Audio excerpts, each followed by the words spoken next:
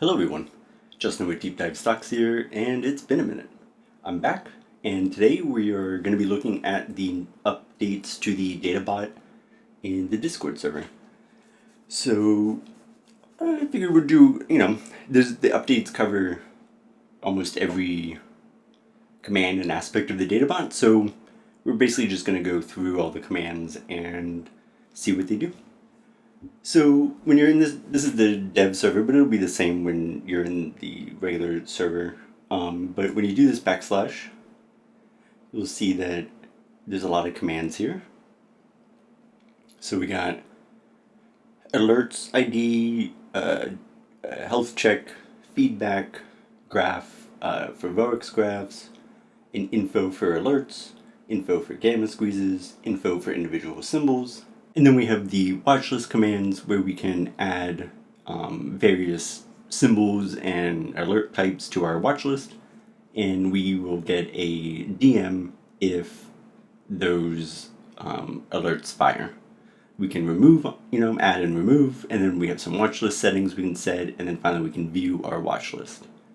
So let's go, we can go with the basic, fun, simple stuff. So if we do watchlist view, it will list per the type of alert that you have, and then it will list the individual symbols that you have and on which interval you've set that alert. So for instance, here we have for the 30-minute interval, if a recovery opportunity alert fires, we will get a DM for silver, but not for any of the other intervals or the other alerts. But if it's a liquidity status change for NVIDIA on the hourly, then again, we would get the alert. And that's just, it pops up in your DMs letting you know that something has happened, And then if we want to, say we want to remove something, so say we don't want to keep track of Apple anymore, right? Like we have 2 apples, right? So let's say we want to get rid of them. We can just say, hey, get rid of all of them, and definitely make it Apple, and for all the intervals. So basically I just want Apple off of the alerts. And then we just run the command, and then it is off of our alerts. Let's say we want to add, let's add back Apple, right? So we say we changed our mind, we want everything Apple, so we want all of the alerts, we wanted Apple again, and we want every interval, right? So we want every alert, every interval, and we just use that. And then if we view our watch list, we should see Apple is not present. I think that's actually just a dev thing. It got added to the dev web server.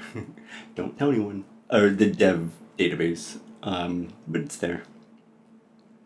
And then another thing we can do is we can now do multiple stocks. So if you just separate it by the command, actually let me make sure this is nice and big. That might help.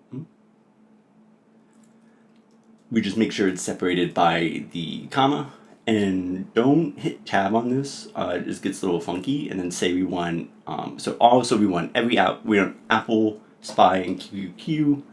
We want all the sources of alerts, and we want them on all intervals. So we just do that, and then bada bam.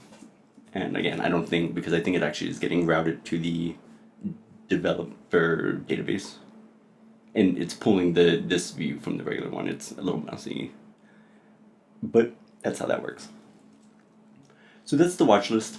And then, so moving on from the watch list, say we want to look at an individual stock, then we would just do info symbol, type in the symbol that we want, and then give it a good old second.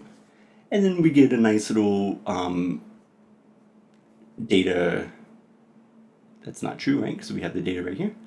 So, and we get a nice little printout of the data. So we have the price data, the spot for the day, the changes for the day, the price variance to tell us if the price is moving more or less than it usually does. Then we have some volume data. We have the expected price ranges, which these are pretty cool. They're derived from implied volatility, and they basically tell us how much the market is expecting this symbol to move in either direction, but how much it's supposed to, or expected to move. So we see for 1 day out, we have a plus or minus 1.33%. For 5 days out, we have plus or minus 2.99%. And that's basically telling us that, hey, as long as the equity stays within 2.99%, everyone is, things are going according to plan. If it starts moving more than this, then it means that volatility was underpriced because people were not paying appropriately for those price movements that are now occurring. And so these can be really helpful for determining strike prices for certain options plays, right? So for instance, if you want to sell calls on something for a week out, and the market is expecting about a 3% move on QQQ, well, that gives you a decent ballpark for where you might want to sell those calls. You just want to go, a nudge up above that, say maybe 3% or 3.5%. That way you have sort of the opinion of the market on your side, and you've kind of nudged it a little bit. You've given a little bit of breathing room, and so you can safely sell those calls, right? Or puts or whatever. Or for instance, if you want to do calls, if you want to go long on a call, and the expected movement for the week is 2.99%, well, then maybe you get calls that are 1.5% out, right? So you're lower than where the market's expecting the price to move, so you expect eventually the price will go above your strike price, satisfying the expected price range, and thus you will be nicely in the money. The liquidity data, so it tells us for several intervals what the liquidity status is, right? So the 5, 10, 15, 30, 60 minute, and the daily. Then we get the LT data, so this tells us how the liquidity triggers are stacked. It also, per interval, gives us if there's any supports or resistances, so any ceilings or floors, and how far away they currently are from spot. So we see on the 5 minute, there's a little bit of resistance, probably about 0.15% up, but we do have some support at 0.70% down, right? So that kind of tells us that on the 5 minute, there's a bit of a channel that price is in. We do see on the 30 minute, we have a bit of resistance on the 0.1%, so just about the same as the 5 minute, but we have no support on the 30 minute. So whereas, the 5 minute had that nice channel that price was bound in, the 30 minute does not. The 60 minute as well, so we have the resistance at 1% up, we have support at 2% down, and then almost the exact same on the daily. So this tells us that, and this is kind of in line with these 1 day and even 1 week moves, so we might expect this support, if our outlook is bearish, for instance, this support might be a really good place to get that put, right? Because it's within the expected price range of 2.99%, and you have that support there. So if support just needs to be tested, it's gonna, we expect the price is probably at least gonna get there. What is it on, do we say, and it is bearish on the 30 and the 60, right? So good evidence that we might get to 1.58% down, this support at 701, right? So maybe a good place to buy some puts. We do see on the 60 minute, we have a bear trap, so that is more in our favor. It means that the price is probably going to go down, but likely to recover. So that fits very nicely with the narrative of maybe we test support and then we bounce up. So maybe we get some sort of options play here at this support. When it touches that, we expect a price recovery and we switch it up. Then we have the net gamma, or the gamma exposure, and it's estimated at 4 million right now, and there's no Gammasqueeze mechanics detected, and it doesn't look like there's one forming. Then we have here the alert data, and this would list any alerts if they were active, so that we could go and look more into those alerts. But say that you want, you do want to check out the alerts, right? So we can do alerts ID, and then we can look on per interval. You can't do every interval at once because it's just too much. So you do it by interval, and so we want to know all of the 30-minute active recovery opportunity alerts. So that means that these are symbols on the 30 minutes that are in a long position. They have signaled an enter, and they're waiting for the exit to be signaled. And so we get this list of symbols with their corresponding the alert ID number for this interval. So we can, if we want more info on this, we can go down again and we can go info. This time instead of looking at an individual symbol, we're looking at an alert. And it's going to ask us for either the ID or the symbol. Since we have the ID here, we can just put that in. and we get a nice little overview. So Oklo, 30-minute interval, we've been in it for 8 hours, and we're already up 4%. That's actually fantastic. And we can see that the model, the algorithm is expecting the anticipated target, or where it's probably going to try to exit, is at $68 currently, or 10% north of current spot. So this is really nice, especially if you're following a specific alert or a specific symbol, right? So then if, say, we have we want to know if this symbol is in a active recovery alert, right? Then we can just ask directly. We can use that symbol command, and we get a nice little pop-up, and it says, "Hey, this is in the Oklo has a active alert. It's on the 30-minute interval, and it's kind of basically the same data, right? And it's up 4%, and it's been in for 8 hours. And this is the general review. And then if we hit this button, we get that more detailed view that we got up here, right? So basically, if you search for an alert by the symbol, if there's any alerts active for that symbol, you'll get these little summary tables along with these buttons to press that will automatically generate for you the more detailed information. So that's the watch list. That's the Alert IDs, which is a new function. Feedback and the health checker are the same. Graphing VORX is the same. We looked at the info alert, where we can either supply the ID or the symbol. And so lastly, and we looked at info symbol and the watch list. And so lastly is the info Gammasqueeze, which is pretty exciting. I've already done this and it's cached, so it's pretty quick, but the first time you run it, it might be a little slow. And this isn't the full data. Don't count any chickens on this data. It's just, it's very abridged for the developer experience. But basically this gives us a nice little table of the total number of Gammasqueezes in the market, the average duration that these Gammasqueezes have been in a Gammasqueeze, or these stocks have been in a Gammasqueeze, the average change in the price since from when the Gammasqueeze started to current price. And this current price is based off of the daily closing price, since this is the Gammasqueeze is predominantly daily data, whereas these alerts are real-time data. So this is based off of as current as it can get, right, for that interval.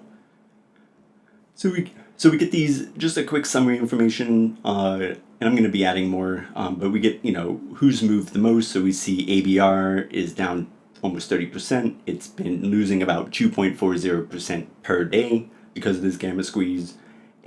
Or we can look at the biggest positive movers. So we see AARD is up 0.27, or is up 10%. All these ADC is down 0.3%, which is right, which, not positive, but who knows, we'll fix that. The longest duration, so these are those that are less than 100 days, and it's less than 100 days because the Gammasqueezes that last greater than 100 days tend to then kind of just perpetually sit in one for quite a while. So effectively, if we didn't remove the 100-day, if we didn't use that as a filter, this whole list would just be like the 12 to 50 symbols just over and over again, which is kind of boring. We want to see the more fresh stuff. But since these are summary statistics, what do we, if we want a bit more data, especially if we want to play with it, we can hit this button, get full Gammasqueeze list, and it says, hey, you'll receive a DM when the CSV file is finished, right? And so when we go to our DMs, we see the Databot has told us, hey, here's your Gammasqueeze, and here's the full data, and we can go ahead and download it. If we want to look at it real quick, we can see that it has the date of the data that was requested. We have the symbol, the date that the Gammasqueeze started, the duration so far, the closing price from when it started, the current closing price, the percent difference in closing prices, and the status. So does it look like the Gammasqueeze is worsening, or does it look like it's improving? If it's improving, then we can expect price to potentially start recovering, because again the Gammasqueeze is improving. If it's worsening, then we expect this is a good example here. So on American Airlines, we have a worsening Gammasqueeze, and so far it's already fallen 5%. We would expect more downside. But on AARD, it's one of the less frequent, less common positive Gammasqueezes, and it's worsening. So we would actually expect the price to continue to skyrocket, right? But improving again, we would expect this to start leveling off. So if you're tracking Gammasqueezes and maybe you're shorting when they start and catching those nice volatility spikes and price dips, you're going, seeing it switch from worsening to improving can be the a really nice indicator that it might be time to collect some profits and move on. And so that is it. That is the info alerts, the info Gammasqueezes, the watch list. And this doesn't include obviously the same recovery alerts are still running, the liquidity statuses alerts are still running. So all of that is still the same, but we are now honestly really getting some, I think, some cool tools to be able to very reliably track the market. And so yeah, that's all I have for you guys today with the new Databot. It's compiling now on the server, so it should be live, fingers crossed, before this video is live. But if not, it'll be up here soon.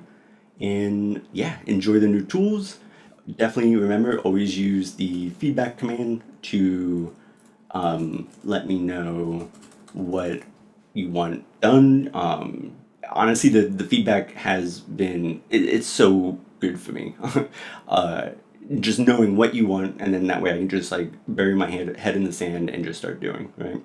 So versus, otherwise I'm just here racking my brain, what do they want?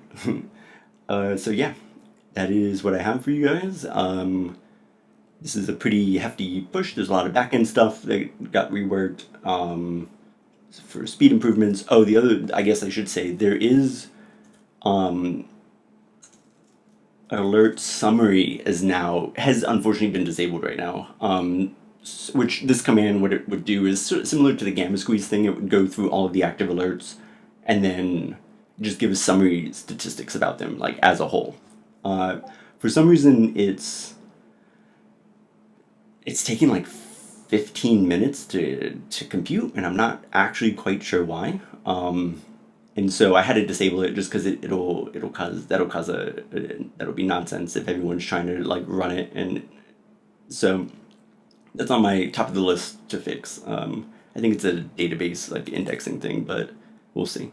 But that's kind of been disabled right now. That'll be back here soon, and so that's actually all I have for you guys today. So enjoy, have fun with the new tools.